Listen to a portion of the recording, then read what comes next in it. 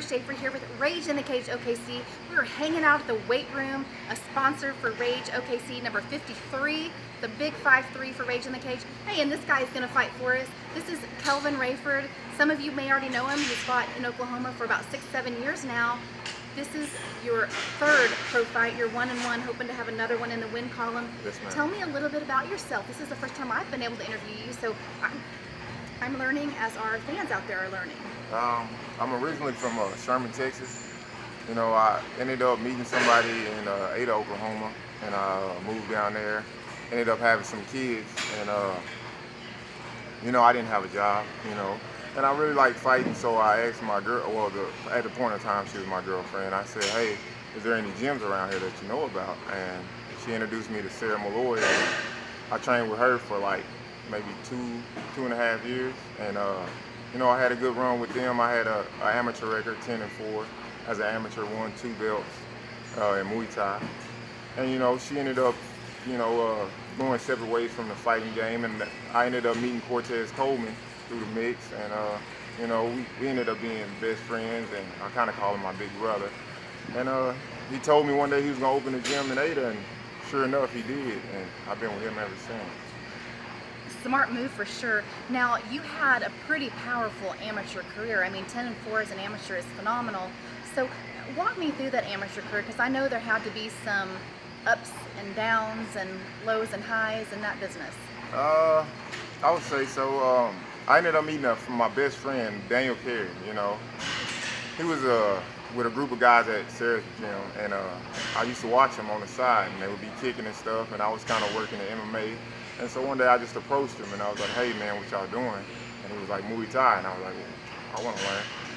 And he started showing me, and you know, he was like, are you ready to fight? And I was like, hey, you know, I'm not scared, you know, I'm ready to get in there. And we took my first fight, and I lost my first one by decision. I felt like I won, but you know, hey, it is what it is. And after that, I told myself I couldn't lose, so I went on like a 5-fight winning streak. And you know, so, I mean, I love Muay Thai. It's like one of my favorites out of all of everything that I've learned so far. I think I'm going to show a lot Muay Thai this fight. So, you know, I'm just ready.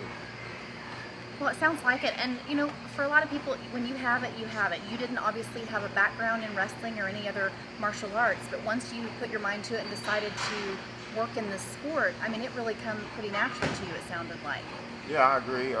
Especially like the wrestling part, I feel like, you know, I picked up pretty quick, you know. And I got my blue belt at a pretty nice time, in a nice time manner. So, you know, I feel comfortable on the ground. You know, I feel comfortable either way, standing up, going down. I feel like I was timid my last fight. You know, I feel like I lost that on my own. But this one, you're definitely going to see a new fighter in the cage. Tell me about, too, the difference of your amateur career and your pro career. I mean, do you feel a different caliber of fighter in you as well as in your opponents? I do. As far as my amateur career, I ran into a couple good boxers, you know, and they're actually doing pretty good now. But my first fight, I feel like it was pretty easy. But my second one, he was game. You know, he was a good boxer. You know, so yeah, I definitely say my pro career, I probably ran into better fighters in my amateur. So yeah.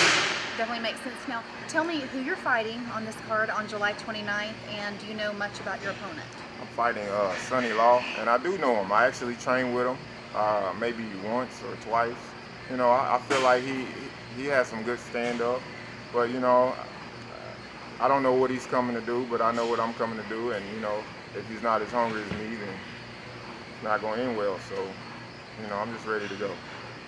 Ready to go for sure. We're ready to go. Can't wait for Rage in the Cage on July 29th.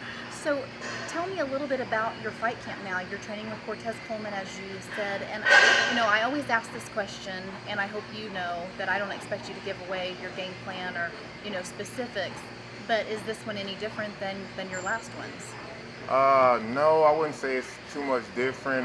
With my coach, you know, we pretty much keep the game plan straightforward. You know, it's never really too much different.